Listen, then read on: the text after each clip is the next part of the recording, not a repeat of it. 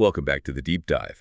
Today we are attempting something a little ambitious. Just a little. Okay, maybe more than a little. Yeah. We aren't just reviewing a book. We are trying to hand you a user manual. A user manual for the most complex, glitchy, and, let's be honest, high-maintenance piece of technology you will ever own. Which is really saying something, considering how often my printer decides to just, give up on life. Exactly. But no, we're talking about that 3 pounds of wet biological matter humming away inside your skull. We are doing a comprehensive deep dive into How to Have a Good Day by Webb. And this book is a heavyweight. I don't just mean the page count, which is significant. It's the sheer density of the research she's packed in there. It is absolutely solid. Right. And I want to get to the title right away. How to Have a Good Day. It sounds nice. It sounds nice. It sounds a little soft, like something you'd find next to the scented candles in a gift shop. Like it's going to be about thinking happy thoughts and manifesting sunshine into your life. It does sound a bit fluffy, doesn't it? But that is the ultimate Trojan horse. Because the moment you open it, you realize this isn't fluff. Not even close. This is hardcore behavioral science. Totally. Webb isn't some guru sitting on a mountaintop. She's an economist. She spent 12 years at McKinsey, the management consulting firm. The definition of a high-pressure environment. Oh, absolutely. She's an executive coach. She basically took a giant stack of over 600 academic articles. We're talking neuroscience, psychology, behavioral economics, and she synthesized them. She boiled them all down into a tactical guide for, frankly, surviving the modern workplace. 600 articles. I just want to pause on that number. Yeah. That is the kind of homework I am very, very glad someone else did for us. Me too. And the premise here, the core problem she's trying to solve, is something I think everyone listening feels in their bones. We all have those days. You know the feeling, right? You feel like you're just treading water. Oh, yeah. You wake up, you check your phone before you're even out of bed, and immediately you're on the back foot. You're reacting. Reacting to crises? Yeah. Yeah. The emails are already piling up. You're putting out fires that someone else started, and then suddenly you look up and it's 6:00 p.m. And you're exhausted. You haven't done any of your real work, the deep work, and you feel like you just barely survived the day. It's the universal modern condition. We so often treat having a good day as if it's a weather report, like it's just something that happens to us. Right. Hope the traffic is good today. I hope my boss isn't in a bad mood. We treat it as luck, as if we have no control. But Webb's entire argument, the foundation of this whole book, is that a good day isn't luck. It's engineering. Exactly. That's the perfect word for it. It's about understanding the hardware you were born with, all the limitations and the weird quirks of the human brain, and then operating it manually with intention rather than just letting it run on its buggy default autopilot. So here's our roadmap for this deep dive. We're going to break this down the way Webb does in the book, which I think is brilliant. We're going to start with the science essentials. The bedrock, the how your brain actually functions part. Exactly. Then we're going to move into the practical applications of that science. We'll look at priorities, then productivity, then relationships, and finally we'll wrap up with resilience and energy. It's a full system update, from the neurons all the way to your next negotiation. Let's start with the science. Yeah. So Webb talks about how we are living in a golden age of behavioral science. What does she mean by that? Why is now the moment we're finally figuring all of this stuff out? Well, it's really about a convergence, a collision of 3 massive fields that, for a very long time, didn't really talk to each other. They were all in their own academic silos. Okay, so what are the 3? First, you have psychology.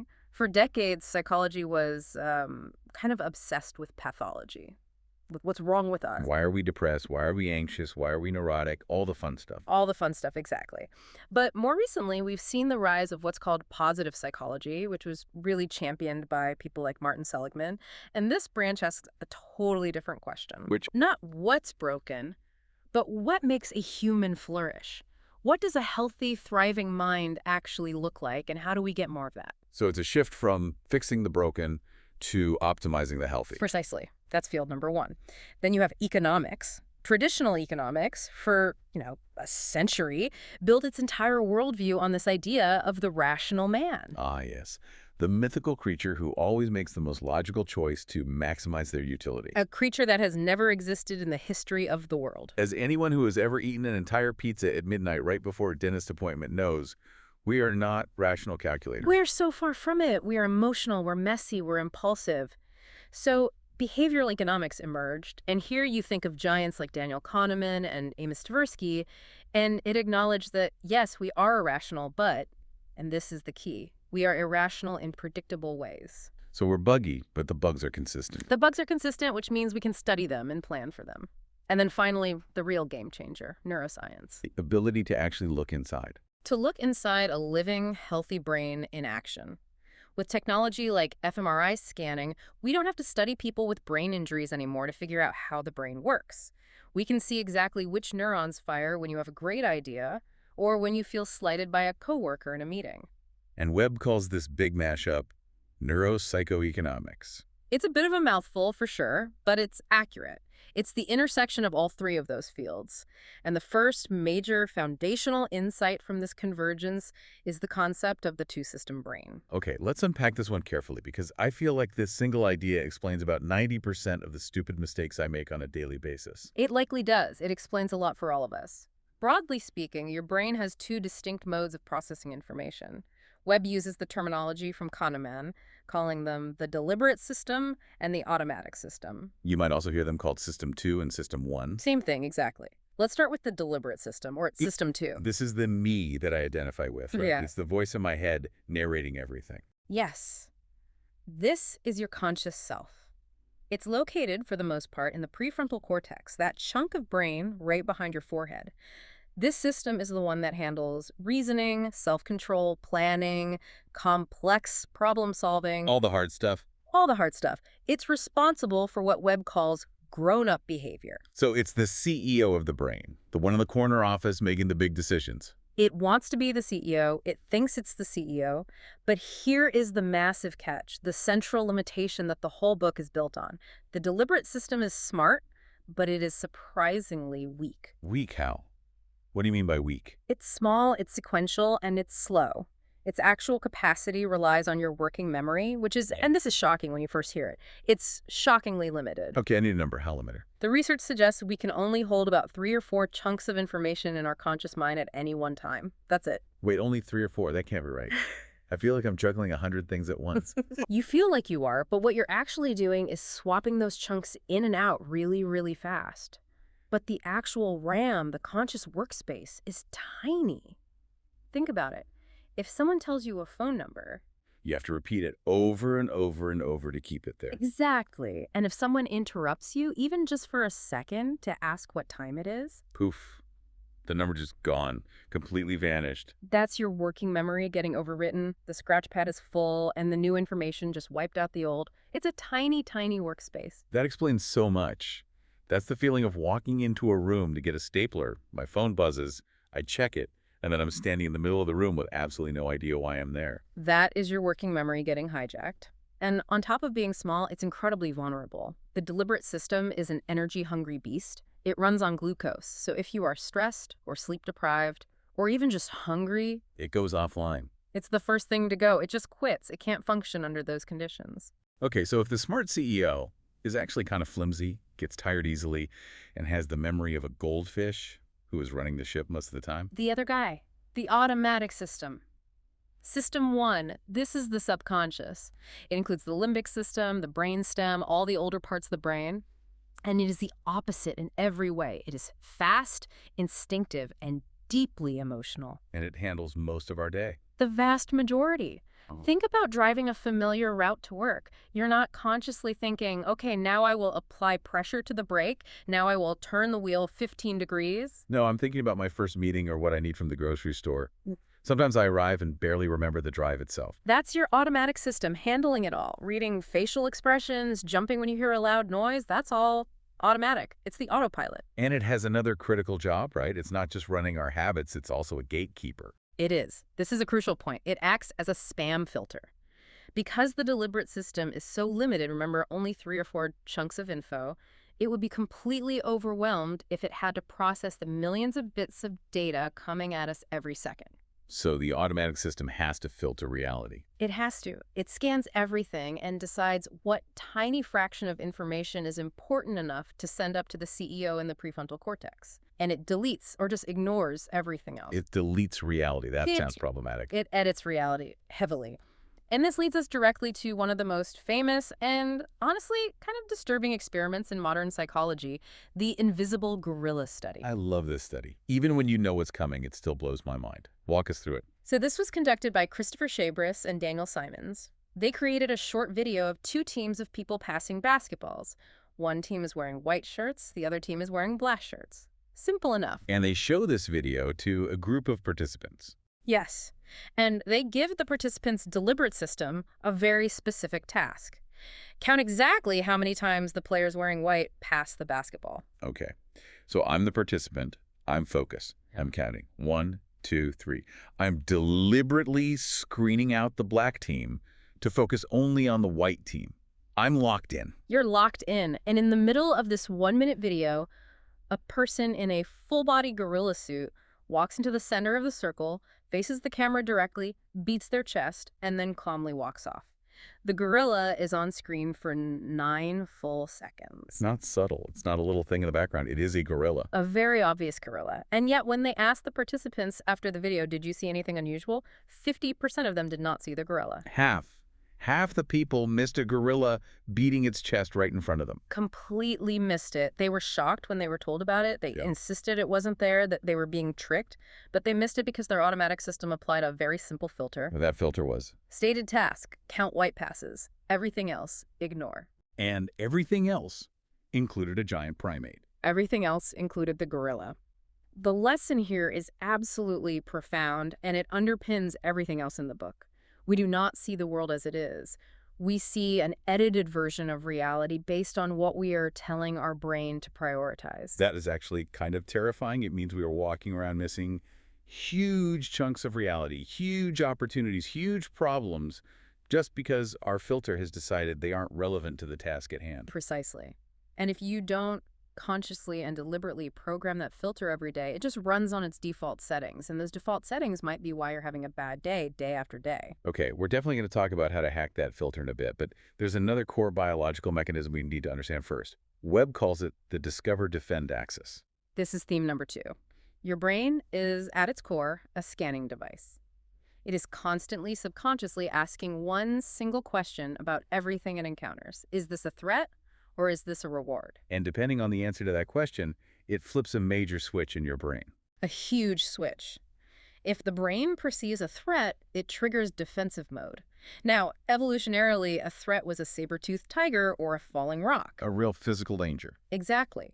But the brain's survival circuits, specifically a little almond-shaped area called the amygdala, haven't really updated their software for the 21st century office. So today, a threat isn't a tiger. It's a frowning colleague in a meeting. It's a vague email from your boss that just says, "See me."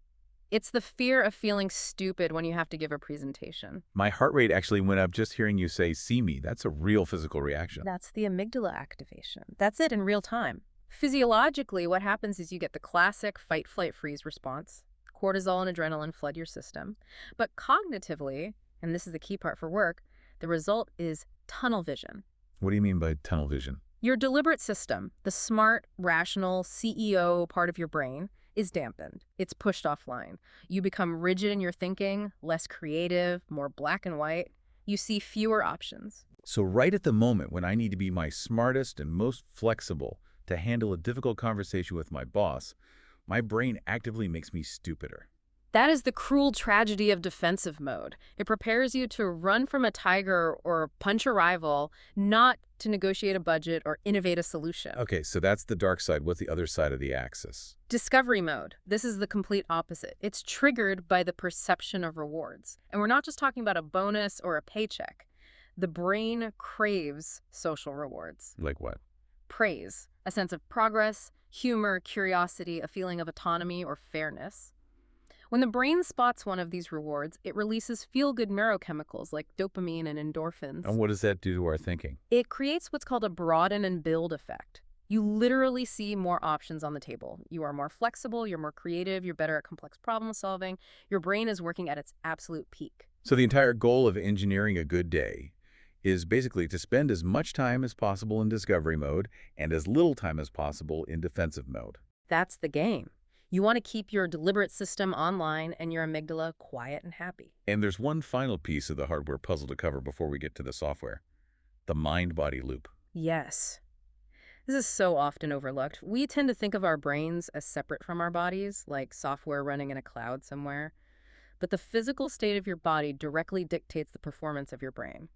Webb highlights three huge levers here: sleep, exercise, and mindfulness. The sleep statistic in this book, I have to admit, I almost wanted to skip it because I knew it would make me feel guilty. It's pretty sobering. The research is very clear. If you consistently sleep only 4 to 5 hours a night for about a week, which, let's be honest, is a weird badge of honor in some corporate cultures. I'm so busy, I only got 4 hours. Exactly. Your cognitive performance is impaired to the same degree as if you had a blood alcohol level of 0.1%. That is legally drunk in most places. It is legally drunk. You would not let a drunk person run your big strategy meeting. You wouldn't let a drunk person drive your kids to school. But we let chronically sleep-deprived people, ourselves included, make critical decisions every single day. And why? What is the sleep doing? Lack of sleep directly and severely impairs the prefrontal cortex. It effectively takes the CEO offline before the day has even started. And exercise. I'm assuming it has the opposite effect. It does, and it's immediate. Even a single session of aerobic exercise improves your reaction time and your self-control right away. It boosts blood flow and oxygen to the brain. It's like a reset button. And mindfulness is the but- one that sometimes gets dismissed as a bit woo-woo. It does, but the neuroscience is very firm on this now. Practices like meditation are shown to physically improve the connectivity in the deliberate systems network and at the same time dampen the reactivity of the amygdala's survival circuits. It literally strengthens the CEO and calms down the panic button. So treating your body well isn't just a lifestyle choice. It's a fundamental productivity hack. It's the prerequisite for having a good day. You can't have a high-performing brain in a low-performing body. Okay, that's the science hardware. We've got the two-system brain with the flimsy CEO and the powerful autopilot.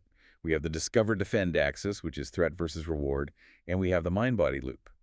Now, let's get to the practical stuff. How do we actually drive this incredibly weird machine? Let's move to section 2, priorities. This is all about setting the direction for the day. Because if you don't consciously aim the car, the autopilot will just drive you into the nearest ditch, or more likely, your email inbox. And this goes right back to that spam filter idea. Webb uses the radiologist study here, which is like the gorilla study on steroids. It's even more shocking, I think. It really is. It takes the concept to a professional high-stakes environment. So researchers took a group of highly experienced radiologists and gave them a stack of lung scans to review. Their job is what they do every day. Okay. Find nodules, the potential signs of cancer. High stakes, life and death. Absolutely. But, and this is just devious, the researchers doctored one of the scans. They inserted a picture of a gorilla into the image of the lung. A gorilla inside the lung? Yes. And not a tiny, subtle one, they measured it. It was 48 times the size of a typical cancer nodule. It was huge and obvious. What happened? 83% of the radiologists missed it. Come on. That can't be real. These are trained experts. 83%. And here's the kicker. They used eye tracking technology, which showed that most of them looked directly at the gorilla.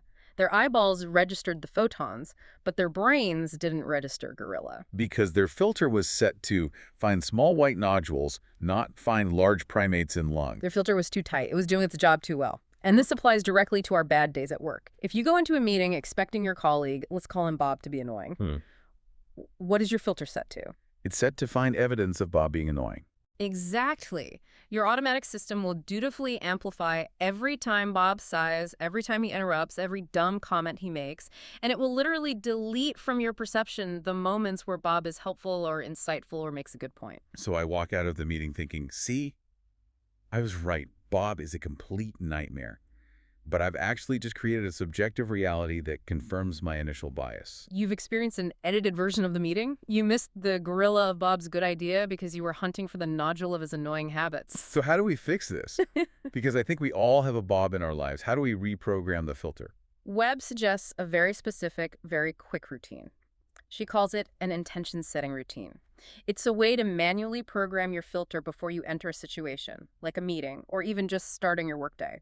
She suggests a quick 3-part checklist: aim, attitude, attention. Okay, break those 3 down for us. First is aim. Ask yourself, what really matters most here? What is the real goal of this interaction? It's about getting clear on your ultimate purpose. Second is attitude. Right, attitude. What feeling am I bringing into this? Am I defensive? Am I tired and cynical? Am I excited? Just acknowledging your emotional state. You don't have to Yeah. change it, just notice it. Can I set that aside for a moment? And the third, which seems like the most important one. It is attention. This is the big one. This is where you program the filter. Ask yourself, what specific data do I want my spam filter to let through today? What do I want to notice? So let's play this out with the Bob meeting. Instead of just walking in on autopilot, I stop at the door for 10 seconds. Right. I say, okay, my aim is to get this project approved, not to win an argument with Bob. My attitude is, frankly, frustrated with him, but I'll acknowledge that and put it on a mental shelf. My attention is going to be specifically focused on finding any opportunities to collaborate or any points of agreement. And boom, you have just completely reprogrammed your filter for that meeting. You are now scanning for collaboration. And because of how the brain works, you are far more likely to find it because you've told your brain to look for it. You might actually see the good idea Bob has instead of it being filtered out like the radiologist's gorilla. She also talks about how we phrase our goals. This seemed like just semantics at first, but the brain science behind it is fascinating. The difference between avoidance versus approach goals. It's not just semantics, it's pure neurochemistry. This connects right back to that discover-defend axis we talked about. An avoidance goal is phrased negatively. It's about what you don't want to happen. Don't mess up this presentation. Don't say anything stupid in front of the new client. Don't let the project go over budget. I feel like 90% of my internal monologue is avoidance goals. Don't get fired today. Exactly. But think about what that does to your brain. It frames the entire task as a potential threat. The word don't primes your brain for failure. It triggers defensive mode. You get anxious. Your working memory shrinks. You are playing not to lose instead of playing to win. And an approach goal. It's the opposite. It's phrased positively towards a desired outcome. Instead of don't mess up, it's share this exciting data clearly. Instead of don't let the client get angry, it's find a way to solve the client's problem. This frames the task as a reward, as an opportunity. It triggers discovery mode. Dopamine kicks in. You feel challenged and excited, not scared and defensive. Your brain literally works better. It's such a subtle linguistic shift, but it completely changes your psychological and physiological state. I love that. It's the difference between telling a kid on a balance beam, don't fall, versus keep your eyes on the other side. Perfect analogy. One primes for failure, the other primes for success. And Webb layers another powerful concept on top of this, finding the personal why. This is about intrinsic motivation. Yeah. It is. When you are doing a task because you genuinely care about it, your brain processes it in a completely different, more efficient way than when you're doing it because you have to for some external reason. But what if the task is just objectively boring? What if I have to fill out an expense report? I don't care about that. There's no grand personal why there. You might not care about the form itself, but you can connect it to something you do care about. Maybe the personal why isn't, I love spreadsheets. Maybe it's, I want my team to get reimbursed quickly and without hassle because I care about them being happy and productive. So you link the boring extrinsic task to a higher level intrinsic value. Exactly. When you do that, it reduces the cognitive drag. It makes the task feel less expensive for your brain to process, so you procrastinate less. Before we leave this section on setting priorities, we have to touch on implementation intentions. This is the famous when-then or if-then rule. This is such a powerful tool. It's a way to automate your good intentions. We all have great goals. I want to be calmer in meetings, or I want to stop procrastinating. But in the heat of the moment, the old automatic system just takes over and runs the old bad habit. So how did this bridge that gap? Implementation. Intentions preload a new behavior into your automatic system. The formula is simple. If situation X happens, then I will do action Y. Give me a concrete example. Okay.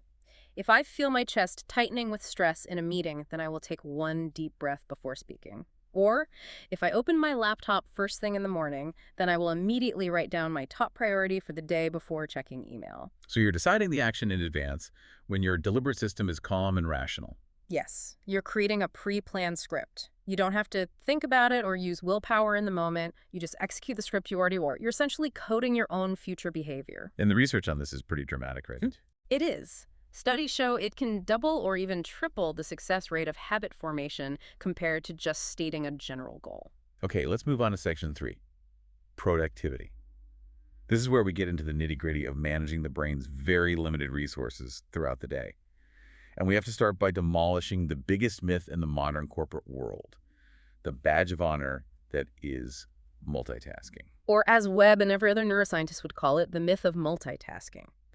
The science on this is absolute. It is not a debate. The deliberate system, your conscious attention, cannot do two complex things at once. It is biologically impossible. I feel like I'm doing it. I'm on a conference call, I'm answering emails, and I'm maybe eating a sandwich. I feel like a productivity god in that moment. You aren't doing them simultaneously. You are rapid switching. Your brain is going, listen to the call for 2 seconds, read email for 3 seconds, listen to the call for 1 second, choose sandwich, read email for 4 seconds. And every time I switch, there's a cost. A huge switching cost. It takes a measurable amount of time and metabolic energy for your brain to disengage from one task and reorient to the new one. It drains glucose from the brain and floods you with stress hormones. So I'm not actually getting more done. You are getting substantially less done, and you are doing all of it worse. The quality plummets.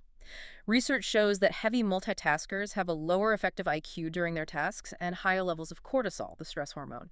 You're making yourself dumber and more stressed out. Webb has a great simple exercise in the book to prove this to yourself. The ABC 123 exercise. Yes. Anyone listening, you can try this right now. If I ask you to just recite the letters A through J, you can do it instantly. A, B, C, D, no problem. Easy. If I ask you to count from 1 to 10, 1, 2, 3, also instant. But now if I ask you to interleave them, A, 1, B, 2, C, 3. Oh, I tried this while reading. It is agonizingly slow. You have to stop and think between every single one. D, 4, E, it's painful. That pause, that feeling of your brain walking through thick mud, that is the switching cost made tangible. And that is what you are doing to your brain all day long when you keep your email notifications on while trying to write an important report. You are voluntarily lowering your IQ for the sake of feeling busy. So the obvious solution is zoning and batching. Right. You have to respect the single-tasking nature of your brain's hardware.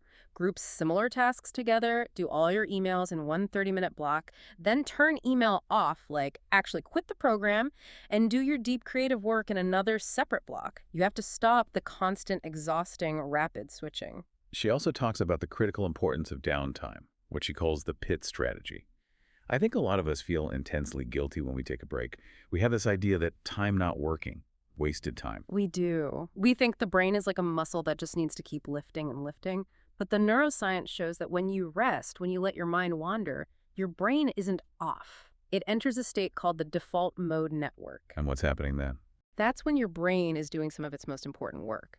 It's consolidating memories, processing the information you just took in, and making distant, non-obvious connections between different ideas. This is why you get your best ideas in the shower, or while you're walking the dog, or doing the dishes. Exactly. It's the wisdom of the shower. If you don't give your brain that offline processing time, you never get the synthesis. You never get the aha moment. Webb points out that studies of elite performers, concert violinists, top athletes, show they work in intensely focused blocks of about 90 minutes, followed by a real break to reset and recover. Okay, but what about when we're already in the weeds? We've messed up our planning, we're overloaded, the emails are pouring in, the deadlines are looming, and that feeling of panic is setting in. Webb suggests the mindful pause. This is an emergency circuit breaker for defensive mode. When you feel that panic rising, that shortness of breath, that tightness in your chest, that's your amygdala hijacking your entire system. You need to send a direct physical signal of safety to your body to get your thinking brain back. And she suggests a technique called triangular breathing. It's incredibly simple and effective. You just breathe in for a count of 3, then you breathe out for a count of 3, and then you pause for a count of 3, and you just repeat that cycle a few times. Why does something so simple work? Is it just a distraction? It's not a distraction, it's pure biology. You literally cannot take slow, rhythmic, deep breaths and be chased by a tiger at the same time. It's physiologically incompatible. If you were in real mortal danger, you would be panting and taking short, shallow breaths. So by slowing your breath down, you are hacking the feedback loop. You're sending a physical signal directly to your brainstem that says, there is no tiger, the threat is not life-threatening, we are safe. That signal forces the amygdala to stand down, which allows your prefrontal cortex, the deliberate system, to come back online. There is no tiger. I feel like I need to put that on a sticky note on my computer monitor. It's a powerful mantra for the modern world. But there is another, more proactive layer to managing overload, which is dealing with decision fatigue. Explain this one. Your deliberate system has a finite, measurable amount of decision-making energy every single day. It's like a battery.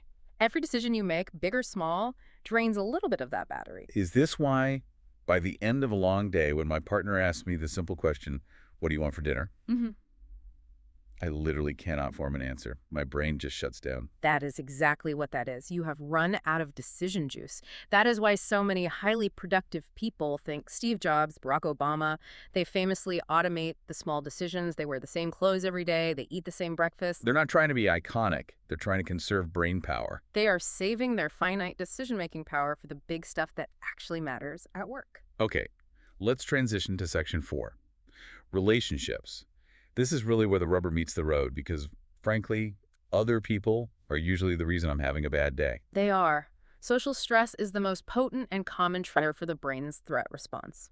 And a huge amount of that friction comes from a cognitive bias called the fundamental attribution error. This is the I'm having a bad day, but you're just a bad person bias. Laughs! That's a perfect way to put it. It works like this. When I snap at you in a meeting, it's because of the situation. I'm under a huge deadline. I didn't sleep well last night. The traffic was terrible. The client is yelling at me. I judge myself by my intentions and my context. But when you snap at me, It's because of your character. You're just a rude person. You're unprofessional. You're a jerk. We attribute their behavior to their personality, and we strip away all the situational context that we so generously grant to ourselves. Webb cites the quiz show study to illustrate this. A classic study. They had pairs of people. One was randomly assigned to be the questioner, and their job was to write a bunch of difficult general knowledge questions. The other was the contestant who had to answer them. Obviously, the questioner is going to look smarter because they know all the answers. They just wrote them. Of course. It's a huge structural advantage. But when they had neutral observers watch the quiz, they consistently rated the questioner as being genuinely more intelligent, having higher general intelligence. They completely ignored the situational advantage. They attributed the performance to character. So how do we fight this at work? What's the fix? The mantra Webb suggests is, good person, bad circumstances. When a colleague annoys you or lets you down, force your brain to pause and ask, what situational factor could be causing this behavior? Maybe their kid is sick. Maybe they're dealing with a crisis in another department you don't know about. It pulls you out of that quick, angry judgment and into a state of curiosity. And crucially, it keeps your brain out of defensive mode, which allows you to handle the situation much more effectively. And this leads directly to understanding what triggers people. If I want to have a good day with my team, I need to know what puts them on the defensive. Webb uses a model that's similar to David Rock's famous Sekarf model. Right. It's about recognizing that the brain treats social threats just like it treats physical threats. Webb identifies the core social needs that, if threatened, will trigger that amygdala hijack. Competence, The need to feel capable and not stupid. autonomy, the need for control and choice, not being micromanaged, fairness, the feeling of being treated equitably, and inclusion, the need to feel like you belong, that you're part of the in-group. That inclusion one is so huge. I read somewhere else that the brain processes social rejection in the exact same neural pathways that it processes physical pain. That's right. Being left off an important email chain to your brain literally hurts in a similar way to stubbing your toe. The same regions light up. So if you see a colleague acting out, if they're acting irrational or defensive, you can run through that checklist. Which of these buttons did I just accidentally press? Did I make them feel incompetent? Did I threaten their autonomy? So if we want to get through to people, especially when we have to give difficult feedback, we need to make them feel safe first.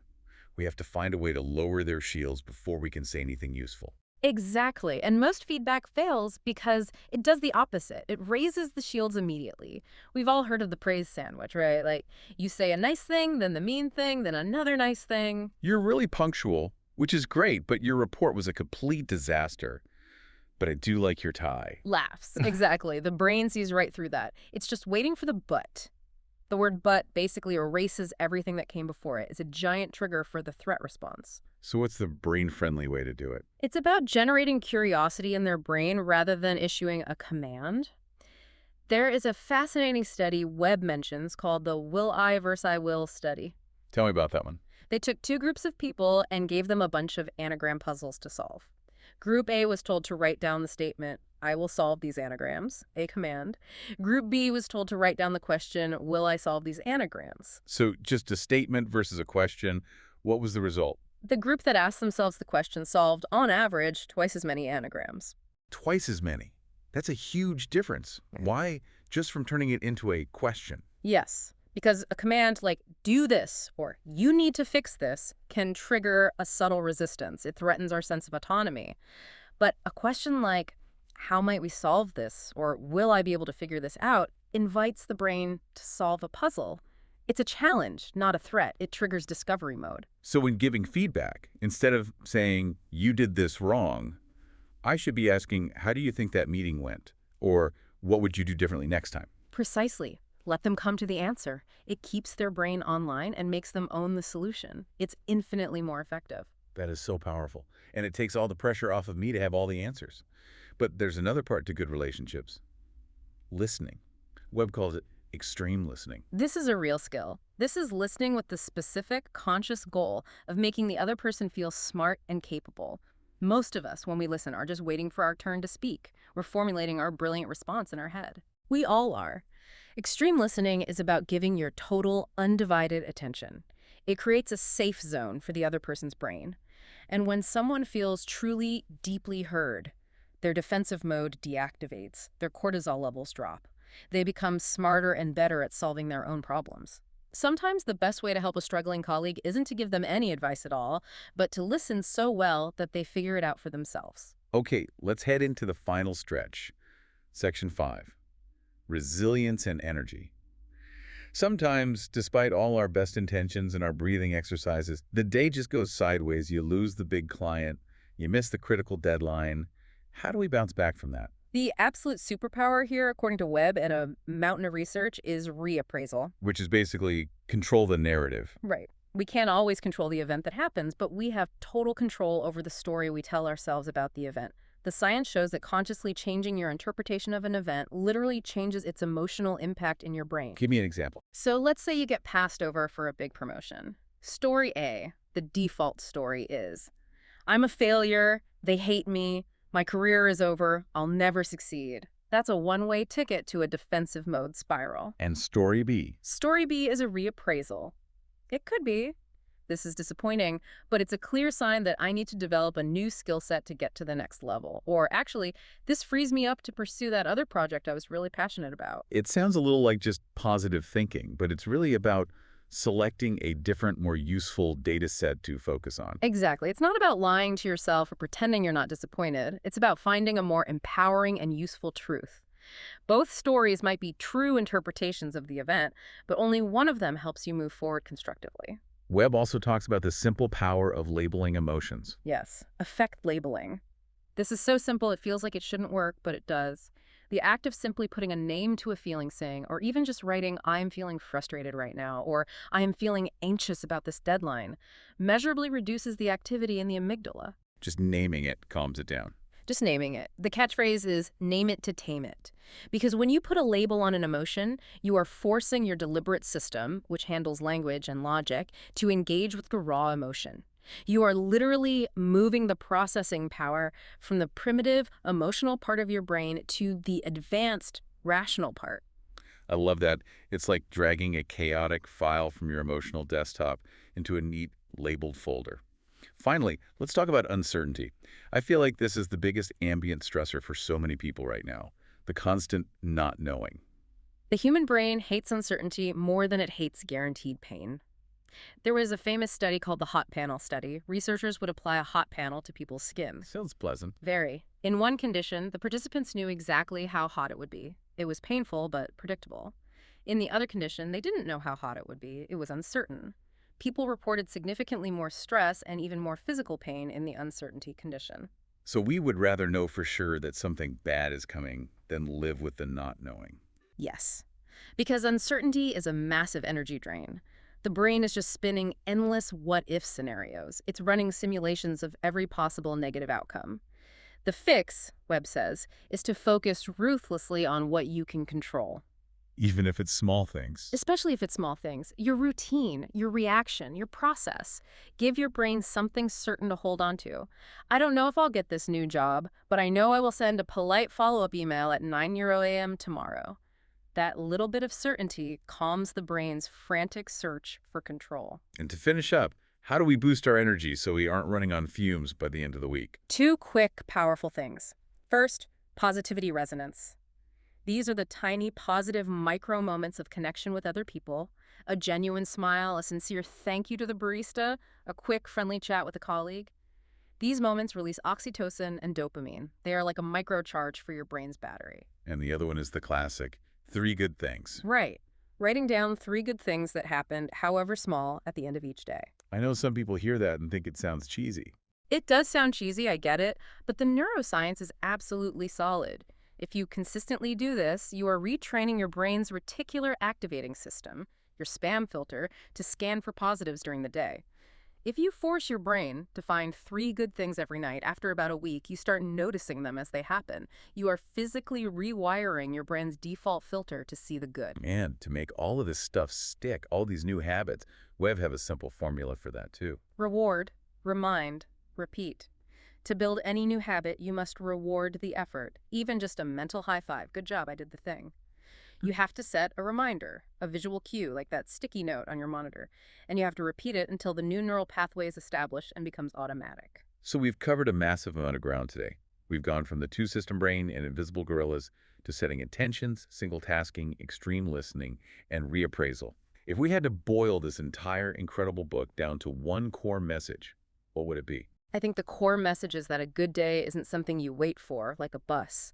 It's something you build, choice by choice. It's about accepting that the brain you were issued is flawed. It's biased, it's easily tired, it filters out gorillas, and then taking responsibility for operating it manually. You have to start running on autopilot. That's it. Stop running on autopilot. So here's a final thought for you listening right now. We talked about the gorilla. We talked about how your personal spam filter literally determines the reality you experience. So if your reality is determined by what that filter lets through, what reality are you accidentally creating for yourself right now simply because you haven't taken a moment to set an intention? What gorillas are walking right past you? What opportunities, what connections, what brilliant solutions while you're busy counting all the reasons to be annoyed? That's the question to sit with. Pick just one tool from our conversation today. Maybe it's the mindful pause. Maybe it's just asking yourself, will I? Instead telling yourself, I will. Try it tomorrow. See if you can engineer your way to a better day. Thanks for diving deep with us. We'll see you next time. Stay curious.